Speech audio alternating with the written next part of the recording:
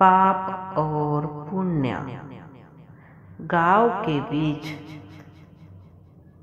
शिव मंदिर में एक सन्यासी रहा करते थे।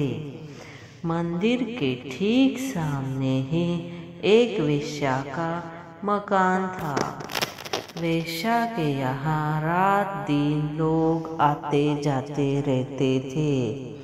यह देख सन्यासी मन ही मन में कुड़कुड़ाया करता था। एक दिन वह अपने को नहीं रोक सका और उस वेश्या को बुलावा भेजा।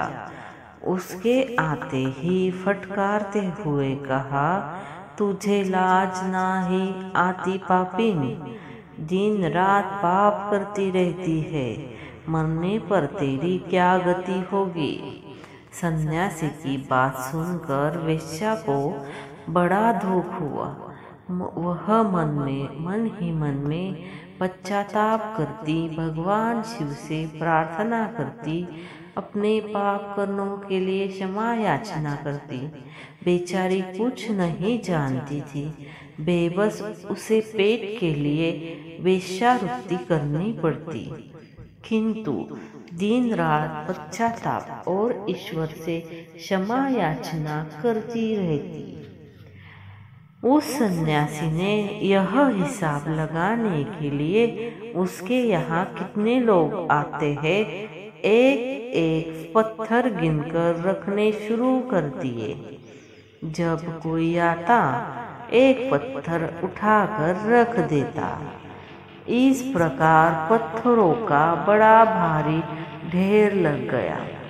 तो सन्यासी ने एक दिन फिर उस वेश्या को बुलाया और कहा, पापिन, देख तेरे पापों का ढेर, यमराज के यहाँ तेरी क्या गति होगी।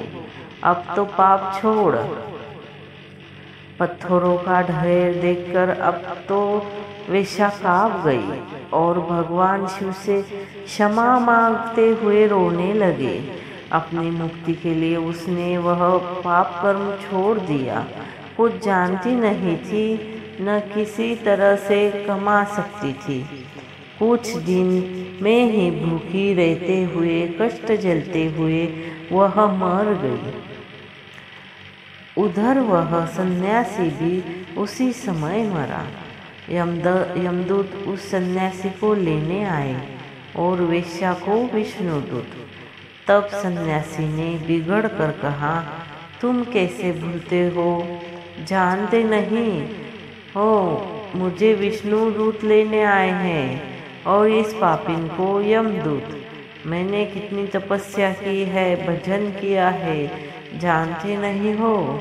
यमदूत बोले, हम भूलते नहीं, सही है, वह वेश्या पापिन नहीं है, पापी तुम हो। उसने तो अपने पाप का बोध होते ही पश्चाताप करके सच्चे हृदय से भगवान से क्षमा याचना करके अपने पाप धो डाले। अब वह मुक्ति की अधिकारिणी है और तुमने सारा जीवन दूसरे के पापों का हिसाब लगाने की पाप वृत्ति में, पाप भावना में जब तब छोड़ छाड़ दिए और पापों का अर्जन किया। भगवान के यहाँ मनुष्य की भावना के अनुसार न्याय होता है। बाहरी दिखावे या दूसरों को उपदेश देने से नहीं। पर निंदा, छिद्रान्वेषण, दूसरे के पापों को देखना, उनका हिसाब लगाना, दोष त्रुटि रखना, अपने मन को मलिन बनाना ही तो है। दोस्तों, आज की ये कहानी आपको कैसे लगी? अच्छी लगी हो तो हमारे चैनल को लाइक, शेयर और सब्सक्राइब ज़रूर करें। धन्यवाद। हर हर महादेव।